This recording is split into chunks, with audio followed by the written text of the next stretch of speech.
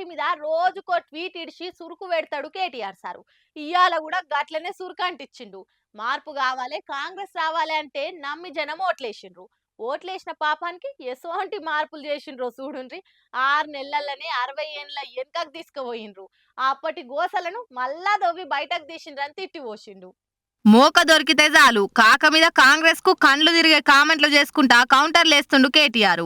రోజుకో తీర్ల ట్విట్టర్ లా బాగానే ఆర్చుకుంటుండు అధికార పార్టీని. 60 ఏండ్ల గోసలను 6 నెలలనే మళ్ళా పట్టుకొచ్చిండని తిట్టి పోసుకుంటా ఇగో ఇట్లా రాసుకొచ్చిండు. 10 ఏళ్లు కనిపియని కరెంట్ కోతలను చూస్తున్నాం, విద్యుత్ సబ్ స్టేషన్ల ముట్టడిలను చూస్తున్నాము, కాలిన మోటార్లు, పేలిన ట్రాన్స్ఫార్మర్లు చూస్తున్నాం, ట్రాక్టర్లు ఉండవలసిన పొలంల ట్యాంకర్లు చూస్తున్నాం, సుక్క నీరు లేక బోసిపోయిన చెరువులను చూస్తున్నాం, తడిసిన ధాన్యాన్ని కొనే దిక్కులే దుస్థితి చూస్తున్నాం. 10 ఏళ్ల తర్వాత అన్నదాతల ఆత్మహత్యలు చూస్తున్నాం. ఆఖరికి అలా జోగిపేటల ఇత్తనాల కోసం రైతుల మొక్కులు, క్యూ లైన్ల పాస్ బుక్కులు చూసినాం. కాంగ్రెస్ తప్పులు ఆగుతలేవు, అన్నదాతలకు తిప్పలు తప్పుతలేవు. ఈ వైఫల్యాల కాంగ్రెస్ పాలనలా ఇంకెన్ని చూడాలనో. జై కిసాన్ జై తెలంగాణ అనుకుంటా పోస్ట్ పెట్టి అధికార పాటోలను తూర్పారవట్టిండు. మరి కాంగ్రెస్ వాళ్ళు దీనికేం కౌంటర్ ఇస్తారో చూడాలిగా.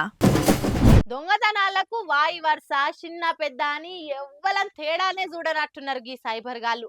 నిత్య దేవుని సన్నిధిలో పూజలు చేసుకుంటా నిమగ్నమయ్యే పూజారిని సుత ఇడవకుట మోసం చేసిరు. వీళ్ళకి శాపముట్ట.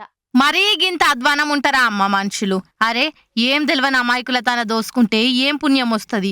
ఉన్నోడు దోసుకొని లేనోడు దోసుకొని అసలు మామూలు జనాల బతుకులు ఏం కావాలి? అందరు దోసుకదిన నీకేనా పొద్దుందాకా కాయ కష్టం చేసేది? ఆఖరికి అందరికి బొట్లు పెట్టి అయ్యగారికే పంగనమ్మం పెట్టిర్రు కేటుగాళ్ళంటే అర్థం చేసుకోర్రిగా. శ్రీకాకుళం జిల్లా రాజా మున్సిపాలిటీ పరిధిలుండే పిసపాటి రవిస్వామి అనే గీ అయ్యగారికి కుచ్చుటోపి పెట్టి చేతులు దులుపుకుర్రట. ముచ్చటేందంటే ఈ స్వామీజీకి రాజం ఐసిఐసిఐ బ్యాంక్ లా అకౌంట్ ఉందట. అయితే అకౌంట్ బ్లాక్ అవుతుంది. పాన్ కార్డు కేవైసీ పెండింగ్ ఉంది. పాన్ కార్డ్ అప్డేట్ చేసుకోమని ఫోన్ కు మెసేజ్ వచ్చిందట.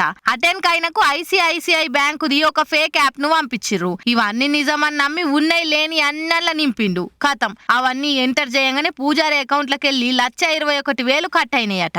గట్లయింది కథ పాపం. తెలియక నిజమని నమ్మితే అంగట్లాగం చేసిర్రు. టెక్నాలజీ పెరుగుతుందని ముర్వాలనో లేక గిసొంటి సైబర్ కేటుగాళ్లకు ఆడిందే ఆట అని బాధపడాలనో అర్థమైతలే. పైసలు బగ్గున్నోళ్ళ తన దోసుకుర్రంటే ఓ లెక్కుంటది గాని గిట్ల దేవుణ్ణే నమ్ముకొని ఇల్లు నడుపుతున్నోళ్ళని కూడా ఆగం చేస్తే పాపంతోని కొట్టుకపోతారు అనుకుంటా గరమైతుర్రు ముచ్చటెరకైనోళ్ళు.